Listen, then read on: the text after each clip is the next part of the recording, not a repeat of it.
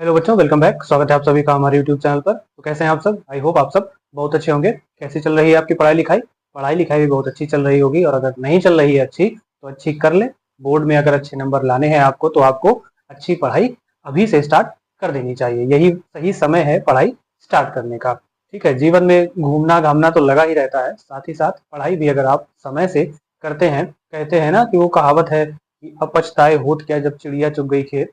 तो जब समय निकल जाता है उसके बाद पढ़ाई करने का कोई मतलब नहीं रहता है। तो अभी बहुत समय है, और समय रहते आप अगर आप अभी से तैयारी करते हैं तो आप निश्चित ही बोर्ड एग्जाम में सफलता प्राप्त करेंगे। अभी हाल ही में यूपी बोर्ड का जो 25 तारीख में रिजल्ट आया था, जिसमें बहुत सारे अभ्यर्थियों ने सफलता प्राप्त की और अच्छे अच्छे नंबर लाए। तो उम्मीद है आप लोग भी पढ़ाई स्टार्ट करेंगे और अच्छे नंबर प्राप्त करेंगे। इस चैनल के माध्यम से हम 9th से लेकर 12th तक, यानी कक्षा 9 से लेकर 12 तक UP board Prayagraj, Uttar Pradesh board Prayagraj में जो लेटेस्ट सिलेबस है 9 से लेकर 12 तक का, हर विषय का, उसी के अनुसार क्लासेस दी जा रही हैं। प्रत्येक विषय की क्लासेस होंगी। अभी इस समय साइंस, और साइंस में कक्षा 10 में साइंस के 3 पार्ट हैं आपके, जो कि भौतिक विज्ञान, रसायन विज्ञान और जीव विज्ञान के रूप में है। 23-23 नंबर का जो 25-25 या 20 नंबर का जो भी आपका सेक्शन है वो है इसमें फिजिक्स, केमिस्ट्री और बायोलॉजी का। ये तीनों ही पढ़ाए जाएंगे यहाँ पर। और अभी हाल में आपकी जो रसायन विज्ञान वो पढ़ा भी दी गई है। तो अगर आपने अभी तक पिछला वीडियो नहीं देखा है तो आप उसको जरूर देखें, क्योंकि यहाँ रसायन विज्ञान पूरी पढ़ा दी गई है। उसके बाद जो भौतिक विज्ञान है वो शुरू कर दी गई है। सेम इसी तरह अगर हम कक्षा 11 और 12 में बात करें तो अभी 11 के तो शुरू नहीं हुआ है, लेकिन जल्द ही उसकी क्लासेस शुरू कर दी जाएंगी। तो जो लोग 9th से 10th में आए हैं और जो 11th से 12th में आए हैं उनकी पढ़ाई स्टार्ट हो चुकी है, और अभी रसायन विज्ञान दोनों ही क्लासेस में चलाई जा रही है। सबसे पहले कक्षा 10 में जो आपका रसायन विज्ञान था वो खत्म, और यहाँ भौतिक विज्ञान शुरू है। और कक्षा 12 में जो आपकी सेकंड है केमिस्ट्री की, ऑर्गेनिक केमिस्ट्री, 2 केमिस्ट्री है, ऑर्गेनिक और इनऑर्गेनिक, जिसमें कि ऑर्गेनिक वाला जो चैप्टर है आपका हेलो एल्केन और हेलो एरिन, वो स्टार्ट हो चुका है। पहले 2 ही केमिस्ट्री थी, इनऑर्गेनिक और ऑर्गेनिक। अब इनको एक कर दिया गया है, कुछ कुछ चैप्टर हटा भी दिए गए हैं।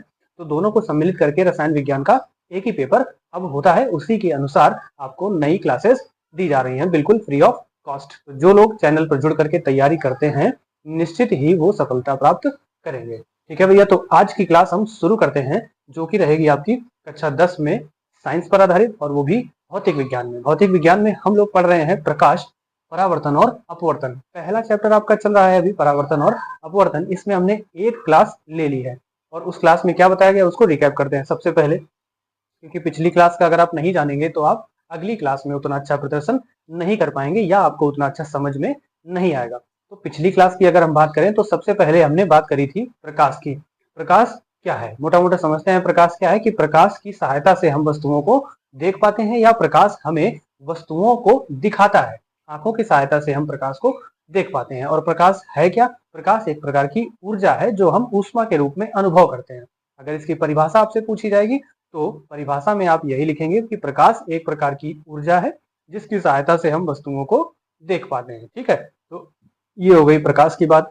इसके बाद प्रकाश के गुण थे। प्रकाश तरंग और कण दोनों के रूप में चल सकता है, और निर्वात में प्रकाश की गति सबसे ज्यादा होती है, और निर्वात में इसकी चाल 3 × 10⁸ किलोमीटर मीटर प्रति सेकंड। और 10⁸ को अगर हम किलोमीटर में बदलें तो 3 पावर हट जाएंगी, 5 बची थी, तो 3 × 10⁵ किलोमीटर प्रति सेकंड। किलोमीटर में होगा तो 10⁵ और अगर मीटर में होगा तो 10⁸, मिलीमीटर सेंटीमीटर में भी बदल के बताया गया था आपको। ठीक है, इसके अलावा प्रकाश विद्युत चुंबकीय तरंग है, और इसके चलने के लिए माध्यम की आवश्यकता नहीं होती। जिस तरह से प्रकाश को किसी भी माध्यम में चल सकता है, प्रकाश कांच में भी जा सकता है, पानी के अंदर भी चला जाता है। ठीक है, तो माध्यम मायने नहीं रखता है। इसी तरह से प्रकाश के लिए माध्यम मायने नहीं रखता है। उसी तरह जो विद्युत चुंबकीय तरंग है उसके बारे में आगे पढ़ेंगे इलेक्ट्रिसिटी के चैप्टर में, तो उसके लिए भी वो चीजें मायने नहीं रखती हैं, माध्यम मायने नहीं रखता है।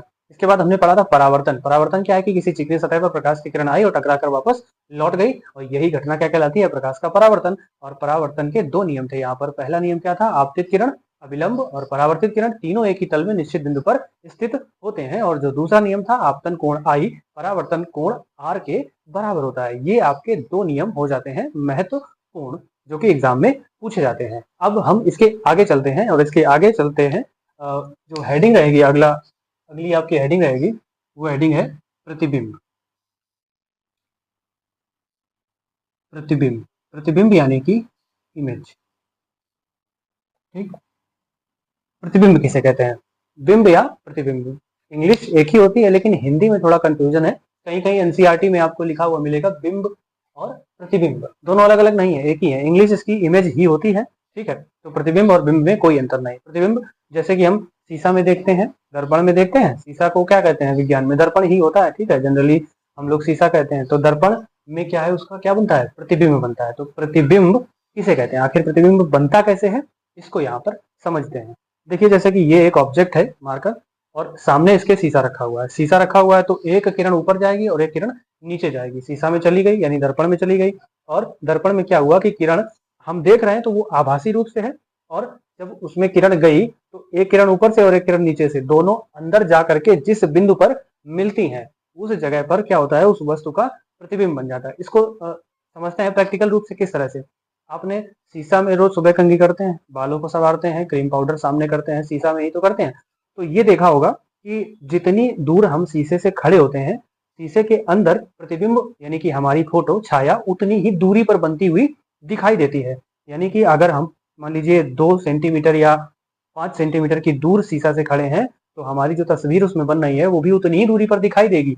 तो इसका मतलब ये हुआ कि जितनी दूरी अंदर उतनी ही दूरी बाहर, शीशा के अंदर जितनी दूरी उतनी दूरी बाहर, यानी कि किरणें जितनी अंदर हैं उतनी ही शीशा के बाहर हैं। ये प्रतिबिंब जो बनता है शीशे में, वही क्या है, किरणों का मिलना ही क्या होता है, प्रतिबिंब होता है। और ये किरणें जब शीशे में अंदर चली जाती हैं तो इसे परावर्तन या अपवर्तन की घटना हम लोग कहते हैं। अपवर्तन में भी चित्र बनता है, ठीक है, लेकिन वहां माध्यम दूसरा होता है, और यहाँ क्या है, शीशा है। प्रतिबिंब कैसे बनता है इसके बारे में हम डिस्कस कर रहे हैं। ठीक है भैया, तो प्रतिबिंब समझ गए। प्रतिबिंब कैसे बनता है कि जब किरणें मिलती हैं, ठीक है, वास्तव में भी मिलती हैं और आभासी रूप में भी किरणें मिलती हैं। वास्तव में जब प्रतिबिंब बनता है तो प्रतिबिंब कैसा बनता है, उल्टा।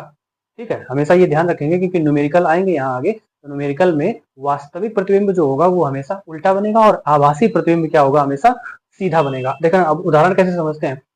आप शीशा में देखा होगा, शीशा में जब हम लोग खड़े होते हैं तो जो हमारा दायां होता है वो शीशा में बायां होता है। उल्टा का मतलब ये नहीं है कि ये एक मार्कर है और सामने इसके शीशा है तो ये उल्टा बन जाएगा, बनेगा ऐसे ही, लेकिन क्या होगा, इसकी छाया होगी। ये समझ रहे हो बात को? किस तरह से, जैसे शीशा में खड़े हो सामने ना, तो सामने जब खड़े होगे तो हमारी छाया बिल्कुल ऐसा लग रहा होगा कि दूसरा व्यक्ति हमारी तरफ मुंह करके खड़ा है, तो ये क्या हो गया, उल्टा हो गया। ये उल्टा का मतलब है खोपड़ी नीचे पैर ऊपर नहीं हो जाएगा। ठीक है, तो वो उल्टा है, ये उल्टा जस्ट विपरीत है उल्टा। ठीक, तो ये वास्तविक है। और जब आभासी होता है तो वो सीधा बनता है, वो दिखता नहीं है। ठीक है, उसको हम एज्यूम करते हैं, मान लेते हैं कि वो वहां पे प्रतिबिंब बना हुआ होगा। ठीक, तो ये प्रतिबिंब है। प्रतिबिंब दो प्रकार के होते हैं, जो कि एक वास्तविक होता है और एक आभासी होता है। वास्तविक वाला हमेशा उल्टा बनेगा, आभासी वाला हमेशा सीधा बनेगा। आभासी में हम लोग कल्पना कर लेते हैं, मान लेते हैं कि ये सीधा है, ठीक, सीधा ही होता है, और वास्तविक में उल्टा बनता है। ठीक है, अब इसमें लिखते हैं कि परिभाषा इसकी किस तरह से होती है। तो हेडिंग लगा लेंगे कौन सी, प्रतिबिंब यानी कि इमेज। ठीक है, प्रतिबिंब, प्रतिबिंब में लिखेंगे, लिखेंगे किसी वस्तु से आने वाली प्रकाश की किरणें, किसी वस्तु से आने वाली प्रकाश की किरणें जब किसी परावर्तित सतह से, जब किसी परावर्तित सतह से गुजरने के बाद, गुजरने के बाद वास्तव में मिलती हैं, वास्तव में मिलती हैं या मिलती हुई प्रतीत होती हैं, वास्तव में मिलती हैं या मिलती हुई प्रतीत होती हैं, प्रतिबिंब कहलाता है। प्रतिबिंब कहलाता है, प्रतिबिंब कहलाता है। ठीक, उदाहरण के लिए मान लिया हमने ये एक दर्पण है, और इसमें क्या होगा कि किरणें, ये एक वस्तु है। समतल दर्पण जब भी होगा तो दर्पण सीधा होता है। ठीक है, ये अगर कोई दर्पण के सामने खड़ा है, ठीक, तो एक किरण यहां से जाएगी, दूसरी इसके नीचे से जाएगी। समझ रहे हो? ठीक है, जो ऊपर नीचे का ऑब्जेक्ट है वो तो क्लियर होगा क्योंकि तभी तो उसमें जाके फोटो बनेगी।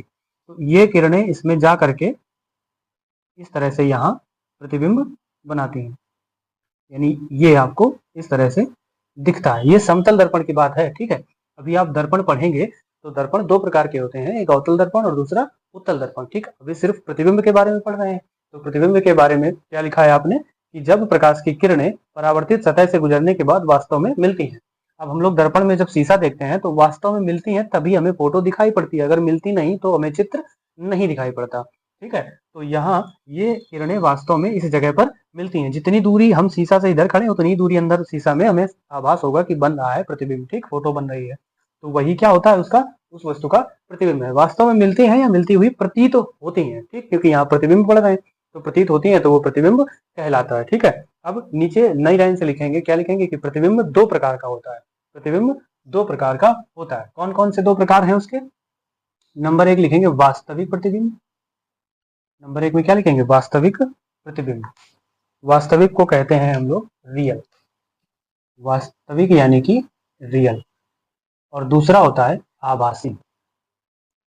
दोनों लिख लेंगे, वास्तविक प्रतिबिंब यानी कि रियल इमेज और आभासी, आभासी यानी कि वर्चुअल, वर्चुअल इमेज। वास्तविक प्रतिबिंब और आभासी प्रतिबिंब। अब हेडिंग लगा लेंगे पहली वाली, वास्तविक प्रतिबिंब किसे कहते हैं। ठीक है, वास्तविक प्रतिबिंब किसे कहते हैं, लिखेंगे इसमें क्या लिखेंगे, देखना प्रतिबिंब क्या था कि वास्तव में मिलती हैं या मिलती हुई प्रतीत होती हैं तो प्रतिबिंब कहलाता है। अब जब वास्तविक प्रतिबिंब की परिभाषा लिखेंगे तो किरणें परावर्तन के पश्चात वास्तव में मिलती हुई प्रतीत होंगी। ठीक है, वास्तव में मिलती हैं तो वहां वास्तविक प्रतिबिंब बनता है, और जब आभासी प्रतिबिंब बनेगा तो आभासी रूप से मिलेगी तो वहां आभासी प्रतिबिंब बनता है। यही परिभाषा में इसकी लिखेंगे। ठीक है, क्योंकि परिभाषा आपको लिखनी है पेपर में पूछी जाती है। ठीक है, तो लिखेंगे, क्या लिखेंगे, लिखिए वास्तविक प्रतिबिंब में जब प्रकाश की किरणें परावर्तन के पश्चात वास्तव में मिलती हैं, जब प्रकाश की किरणें परावर्तन के पश्चात वास्तव में मिलती हैं तब वास्तविक प्रतिबिंब बनता है, वास्तविक प्रतिबिंब बनता है। और इसे पर्दे पर प्राप्त किया जा सकता है, इसे पर्दे पर प्राप्त किया जा सकता है। आगे लिख देंगे, ये सदैव उल्टे बनते हैं।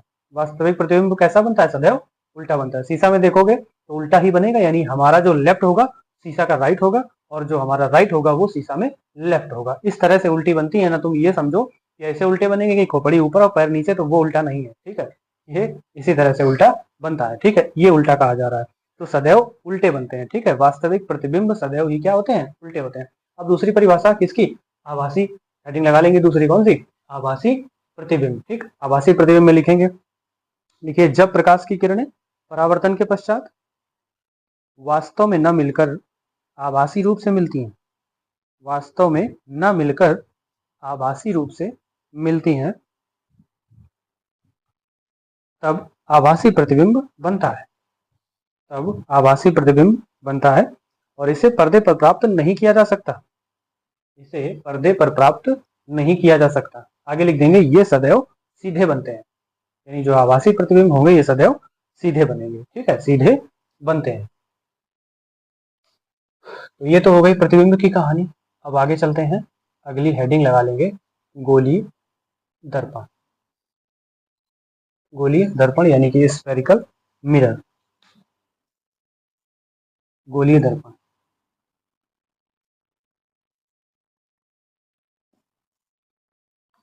गोलीय दर्पण में लिखेंगे, यह एक खोखले गोले का काटा गया भाग होता है,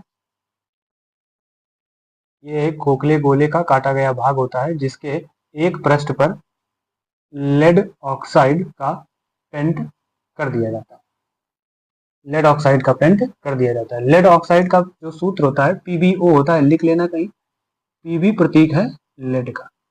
ठीक है, तो लेड कहते हैं Pb को। लेड क्या है? एक धातु है, जैसे कि कार्बन होता है, सोडियम होता है, पोटेशियम, कैल्शियम, इसी तरह से लेड होता है। ठीक है, तो लेड ऑक्साइड का पीछे पेंट कर दिया जाता है तो वो गोलीय दर्पण बन जाता है। जैसे कि कांच है, खोखला गोला है, ठीक है, इसमें क्या करें हम, पहले उसको आधा काट दें, एक तरफ क्या कर दें, पेंट। पहले तो इस तरफ करेंगे और फिर उसके अंदर वाले हिस्से की तरफ करेंगे। ठीक, मान लीजिए ये है तो इसके एक बार इस तरफ पेंट करेंगे, एक बार इस तरफ पेंट करेंगे, क्योंकि गोला होगा। ठीक है, समझते हैं। जैसे कि ये एक पूरा गोला था, ये पूरा गोला मान लीजिए, इसको आधा हमने काट दिया। आधा काटते ही क्या किया कि एक बार इस तरफ पेंट कर दी, लेड ऑक्साइड का लेप लगा दिया, और दूसरी बार हमने इसके अंदर वाले हिस्से की तरफ पेंट कर दिया। उल्टा बना रहे हैं।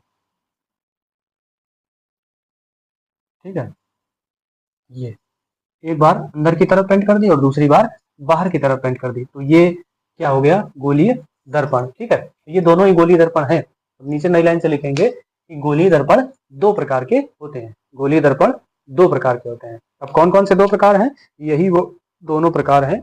एक होता है अवतल दर्पण और एक होता है उत्तल दर्पण। ठीक है,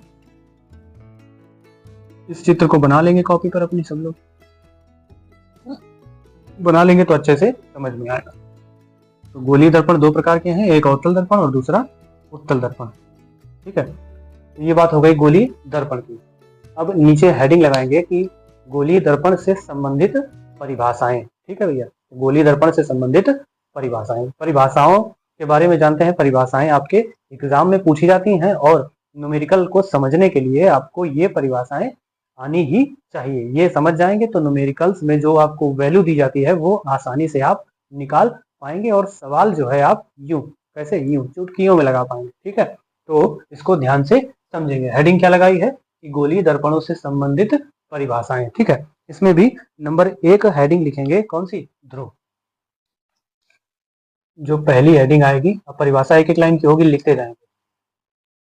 नंबर 1 में क्या लिखेंगे, ध्रुव। ठीक है, हेडिंग लगाएंगे ध्रुव। ठीक है, ध्रुव में लिखेंगे गोलीय दर्पण के परावर्तक पृष्ठ के, गोलीय दर्पण के परावर्तक पृष्ठ के मध्य बिंदु को दर्पण का ध्रुव कहते हैं। मध्य बिंदु को दर्पण का ध्रुव P कहते हैं। ठीक है, दर्पण का ध्रुव P कहते हैं।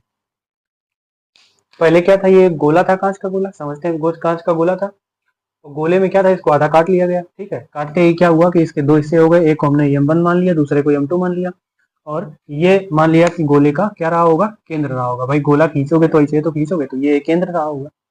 तो इस केंद्र से हमने ये एक लाइन खींच दी इधर और इधर। ठीक, तो ये जो P है ये परावर्तक सतह है ये। ठीक है, इसका मध्य बिंदु है, आधा इधर है और आधा इधर, तो ये आधा आधा इसको डिवाइड करता है। कौन, ध्रुव P ही इसको आधा आधा डिवाइड करता है।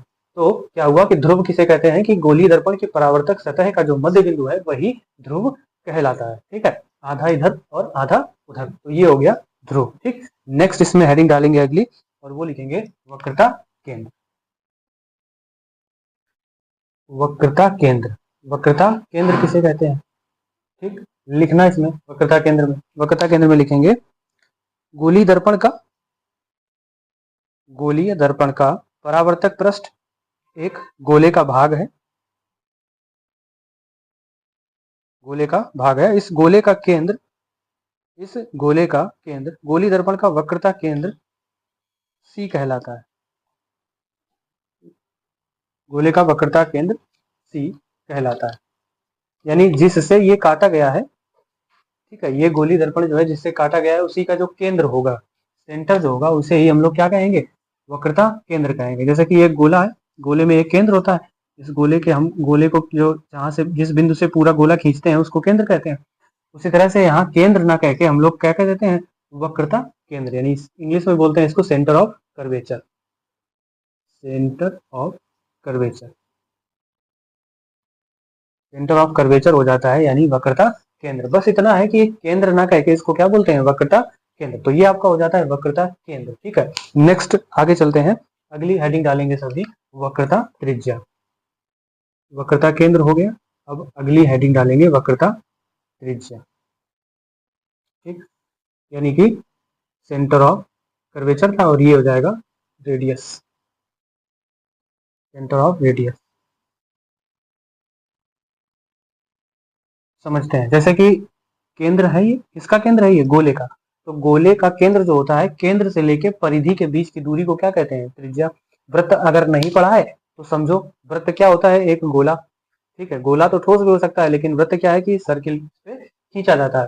तो वृत्त जिस बिंदु से खींचते हैं, ठीक है, वृत्त बन गया, तो गोले का ये केंद्र हो गया, जिस बिंदु से खींचते हैं उसको केंद्र कहते हैं। तो केंद्र से लेकर के, और ये जो लाइन खींचे इसको परिधि बोलते हैं। केंद्र से परिधि के बीच की दूरी को हम लोग क्या कहते हैं, त्रिज्या कहते हैं। वही सेम यहाँ है, क्योंकि इसको आधा काटा गया है, ये देखो, ठीक, आधा काटा गया है। तो ये त्रिज्या ना बोल करके इसको हम बोलते हैं क्या, वक्रता बोलते हैं। ठीक, क्या बोलते हैं, वक्रता। ठीक है, तो ये वक्रता हो जाता है। अब इसमें देखो केंद्र कहाँ है, ये, और यहाँ ये क्या है, परिधि है, और परिधि के बीच वाला पॉइंट क्या है, ये ध्रुव है।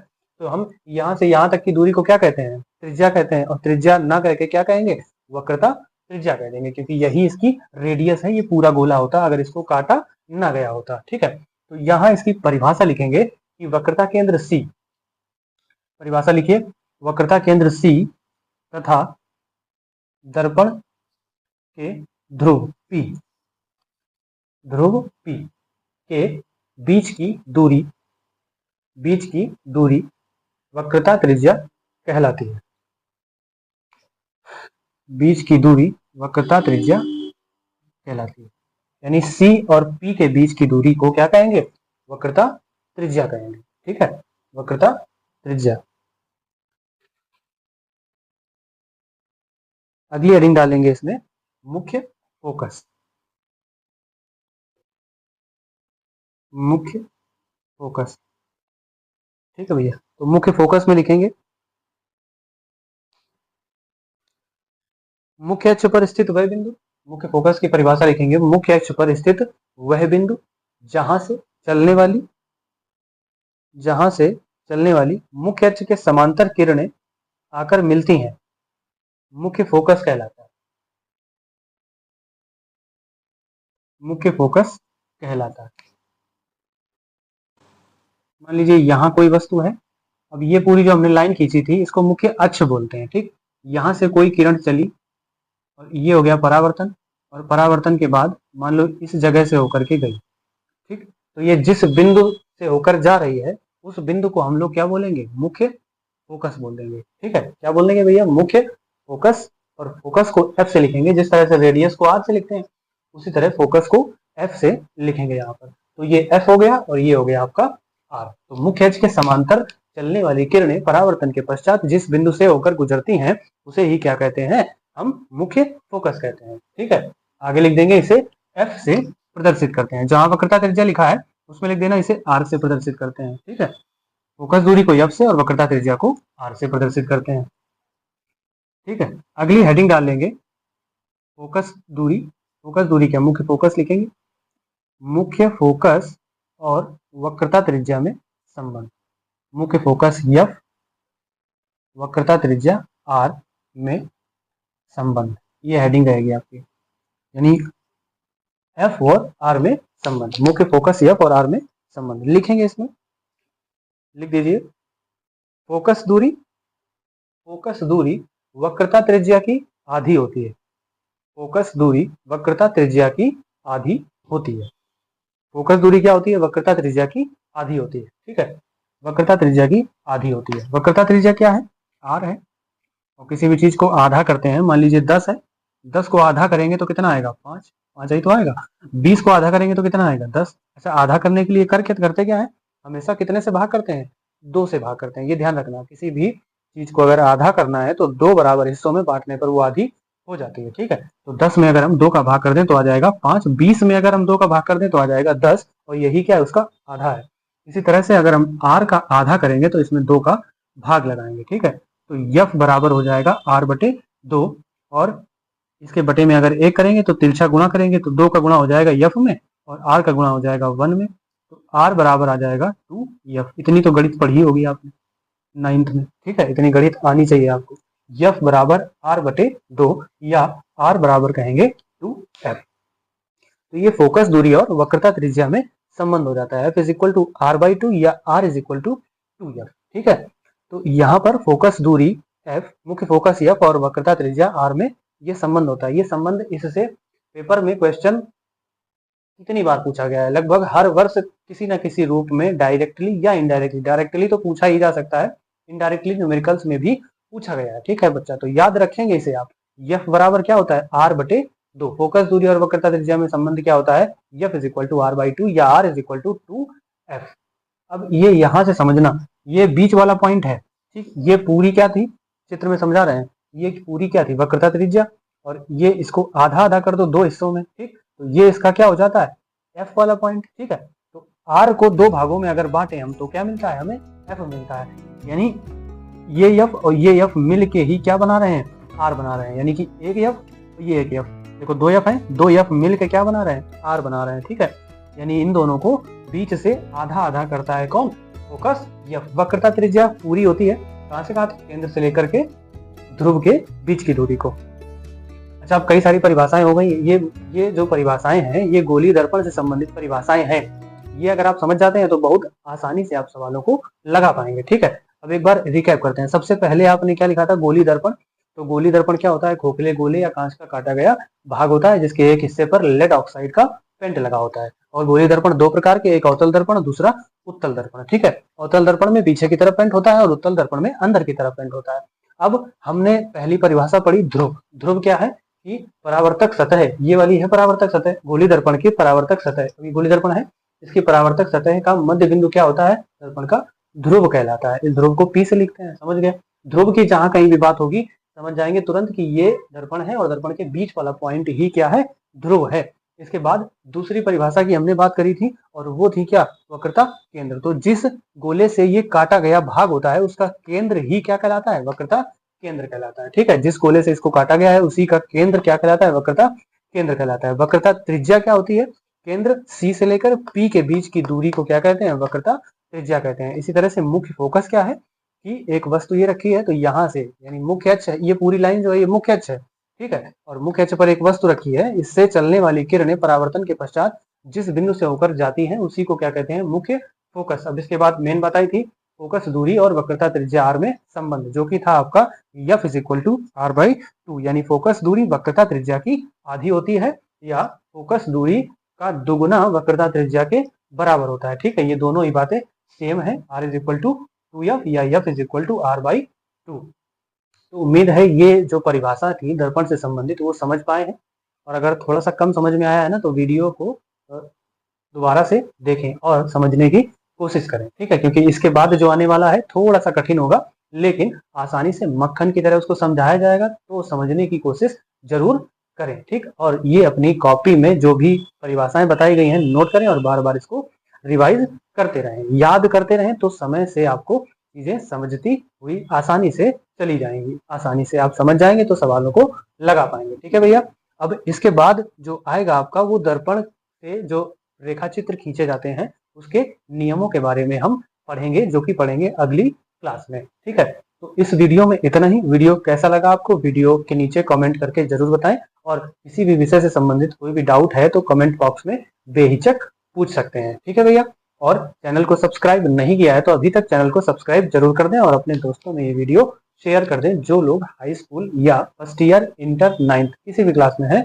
वो इस चैनल से जुड़कर अपनी तैयारी को एक नई दिशा दे सकते हैं। ठीक है, तो मिलते हैं नेक्स्ट वीडियो में, तब तक के लिए जय हिंद, जय भारत।